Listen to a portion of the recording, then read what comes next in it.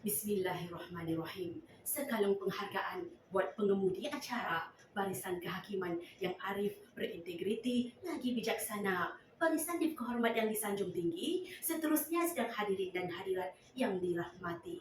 Assalamualaikum warahmatullahi taala wabarakatuh. Salam Malaysia Madani, Melaka Kumaju Jaya. Rakyat bahagia menggamit dunia. Dengan semangat bijak laksana tuah, berani laksana jebat. Serikandi Bumi Melaka ini tampil mengatur kata penuh hikmah, menyusun wasilah 5 kalimah agung rukun negara sebagai prinsip perpaduan demi kejayaan dan kestabilan rakyat. Sidang Dewan yang berwibawa 31 Ogos 1957 tarikh keramat, tarikh kemerdekaan negara.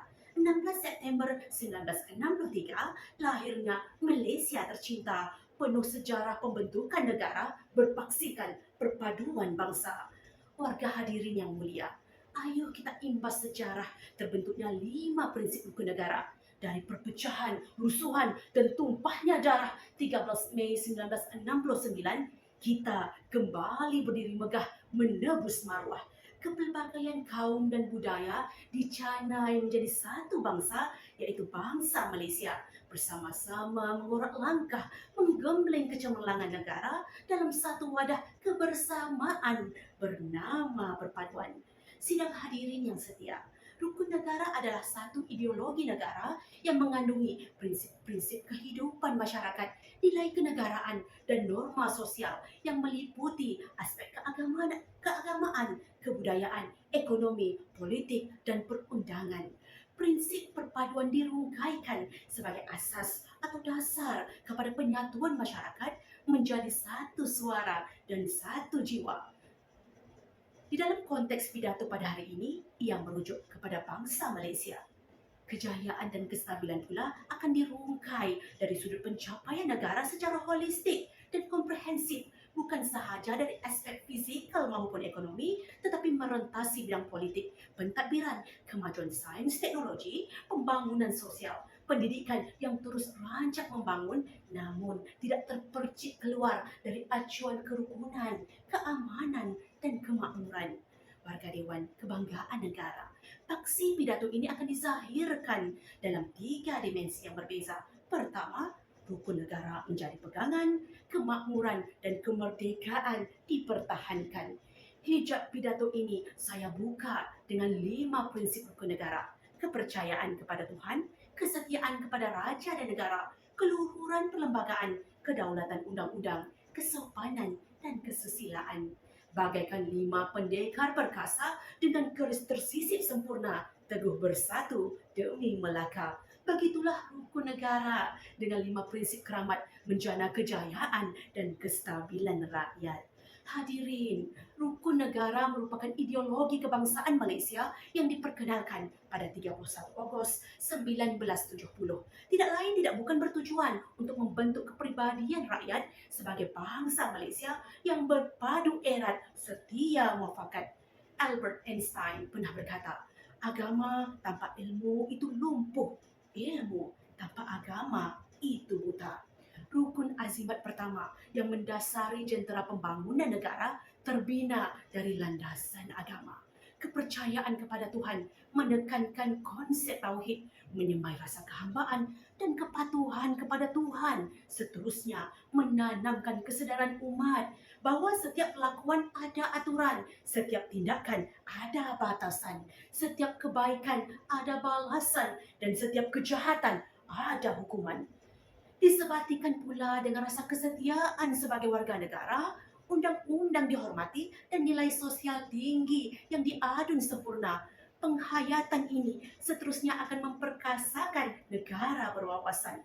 Kita bangga menjadi rakyat Malaysia yang menjunjung kedamaian serta kerukunan walau dalam kepelbagaian kepercayaan dan anutan. Anasir luar sepakat disanggah, kebejatan sosial sama ditegah, cubaan provokasi bijak ditangkis demi mempertahan maruah.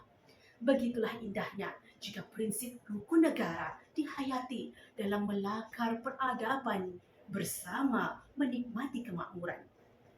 Firman Allah Subhanahu wa taala dalam surah Al-Hujurat ayat 13 menegaskan bahawa perbezaan bangsa dan keturunan bukan satu alasan menggugat kerukunan dan persefahaman. Kemajuan yang dibina dari nilai kenegaraan ini akan menumbuhkan sebuah tamadun bangsa yang harmoni walau dalam kepelbagaian dan perbezaan. Sidang intelektual sekalian, beralih kita kepada dimensi kedua, rukun negara menjana aspirasi kepimpinan berwibawa, menjunjung negara sejahtera. Hakikat ini dijelmakan melalui 5 prinsip rukun negara. Institusi raja merupakan lambang perpaduan penimbang tara mendamaikan persengketaan. Sistem beraja, institusi berdaulat mengekalkan keamanan rakyat. Sejarah politik negara pada Februari 2020 telah membuktikan betapa institusi raja memainkan peranan yang sangat penting ketika berlaku pergeseran tampuk kepimpinan berlandaskan undang-undang mapan dan berperlembagaan. Konflik politik negara didamaikan, rakyat patuh dan akur, konfrontasi diatasi, perbezaan diraih. Perlembagaan dan undang-undang sentiasa dipelihara sebagai wadah untuk memastikan percaturan politik negara akan sentiasa berada di atas landasan dan paksinya. Apabila prinsip rukun negara difahami dan menjadi nadi, jati diri bangsa Malaysia akan terselah. Seterusnya akan lahirlah kepercayaan dan keyakinan terhadap negara yang tidak berpecah belah. Sesungguhnya, prinsip rukun negara menjadi asas bagi warga untuk hidup dalam satu rumpun yang saksama. Insiden bendera diperlekeh, hak istimewa perlembagaan dicabar, musibah negara dipersenda, di pentas konsert GVF mencalar susila.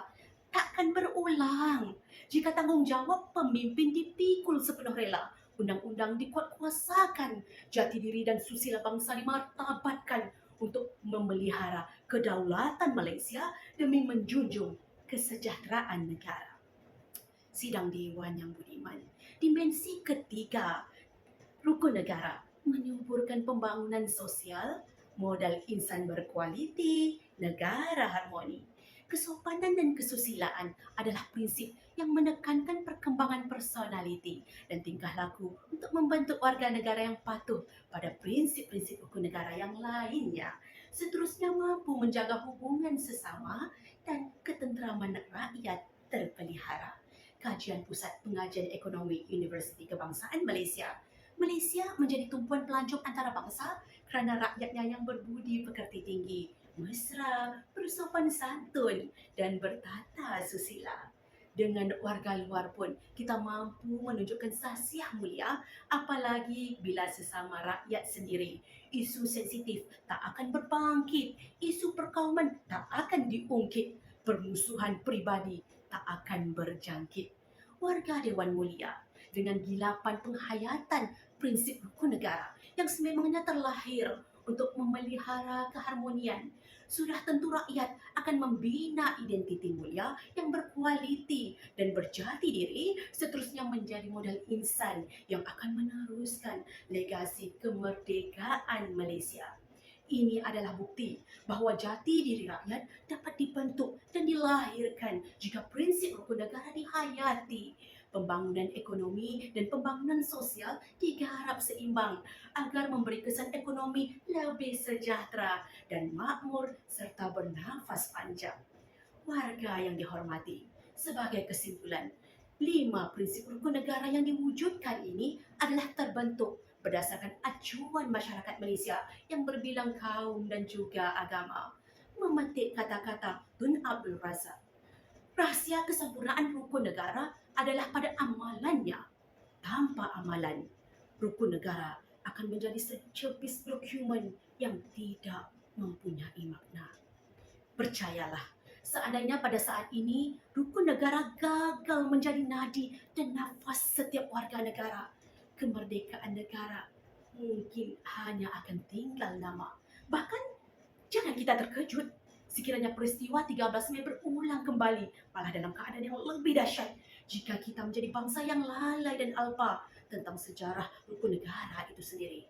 Oleh itu hadirin hadirat, ayuh kita layarkan anjakan paradigma untuk menghayati, seterusnya mengamalkan prinsip-prinsip rukun negara sebagai panduan hidup kita Sekian, terima kasih. Wabillahi taufik wal hidayah. Wassalamualaikum warahmatullahi taala wabarakatuh.